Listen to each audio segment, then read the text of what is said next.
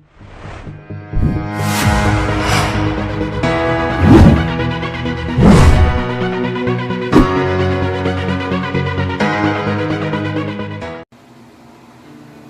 morning guys! Today papakita ko sa inyo kung paano mapakunat ang battery ng inyong Aegis Legend kasi marami sa inyo may problema kung bakit daw mabilis maubos ang battery nito. Pero sobrang dali lang. Manood kayo ng video na to, i-like nyo, i-share nyo para makatulong din sa iba. Shoutout sa pinsan ko na nagsabi ng topic na to. And super effective siya guys. And sobrang daling gawin. Okay? So in 5, 4, 3, 2, 1, let's go! Okay guys, first thing that we have to do is go to their website, GeekVape.com.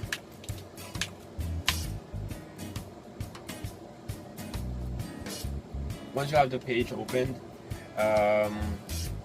click support on top. And then firmware download. You'll see there it says check here. Click that and then you will be directed to the page where you can download the software. So from here, make sure that you're downloading the right one. It should say Aegis Legend 200 watts firmware update section, because below that you'll see some other things like Aegis 100 watts. I think that's all. Okay, so from here you'll see the steps on how to do it. Number 1, remove the atomizer and battery from the device. Press plus button and plug micro USB into computer. Then release the plus button. Gagawin natin yan, so wait nyo lang. And then download the latest Aegis software. Ito yung makikita nyo yung screen once na nag-execute na kayo. So meron siyang parang progress bar. And once you are done and no error, for example, ito dapat yung makikita nyo, update successfully.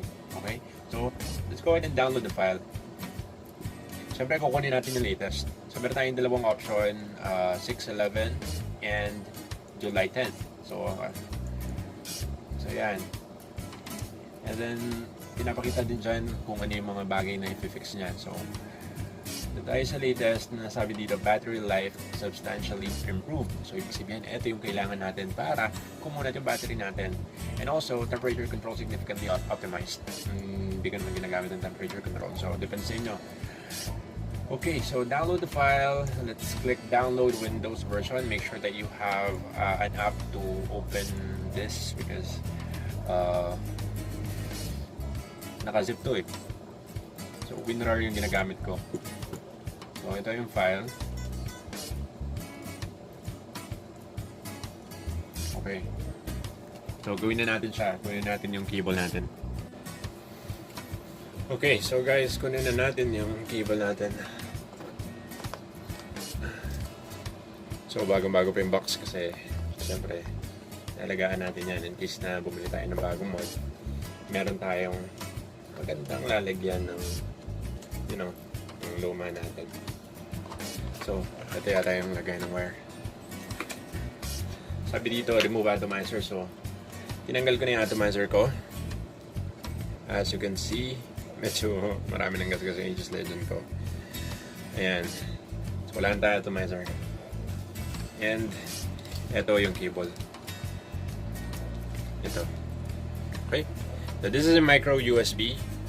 So definitely you should fit your laptop or desktop. Yun nga lang. 2.0 lang to.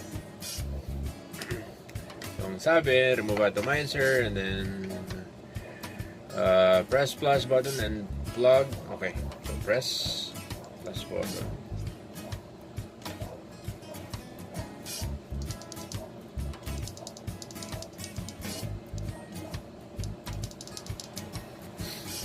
Okay, so yung ginawa ko, pinatay ko muna yung Aegis Legend ko. And then we will hold plus. Guys, yung ginagawa ko is nakasaksak na to sa laptop bago ko to ilagay sa Aegis Legend. So ito yung port niya. So dahan-dahan lang. Yung cable dapat nakalagay na sa laptop or nakasaksak na siya sa laptop bago niya to isaksak sa Aegis niyo.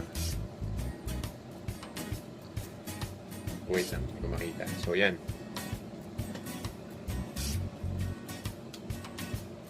There we go. So as soon as mailagay nyo tong cable na to, dapat ma-detect siya ng computer nyo. So pwede nyo nang i-release yung button, pwede nyo nang ibaba yung Aegis nyo, and then go to the file section. Double click nyo lang yung file, and then magpa-pop up siya dapat. So yan yung pinakita ko sa inyo kanina dun sa website nila. Ayan, so kamukha-kamukha, di ba? So once you click start, yun na mismo yung update process. So click na natin siya, start. Sabi dyan, start update. Ayun, so naglo-load siya.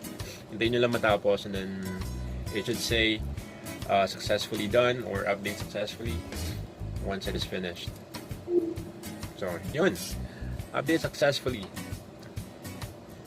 Buksan natin siya, and then we will check if updated.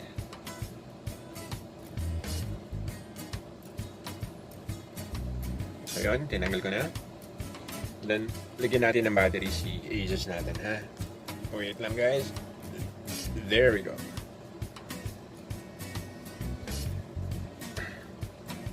Now, yung pag-check ng version ng mod nyo is very simple. I don't know sa iba, pero kasi ito pa lang naman yung nagiging mod ko.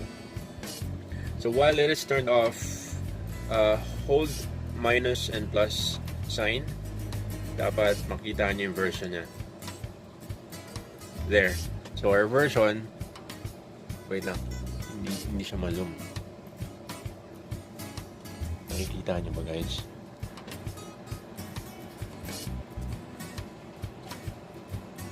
Wait lang, I hope nakikita nyo.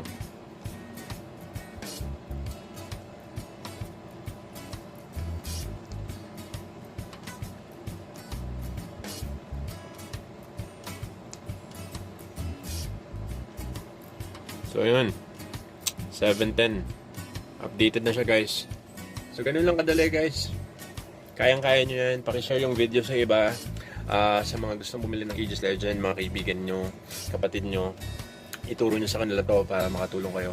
Kasi unang-una, pagka bili nyo nito, once na may problema kayo sa battery, kahit bago yung battery nyo, nakaka-battery kasi kailangan nyo mag-charge na naman. So ito na yung fix nyo, okay? Gawin nyo lang yan, mawawala na yung problema nyo sa battery. Thank you again. Please like, share, and subscribe, and see you on my next video. Bye!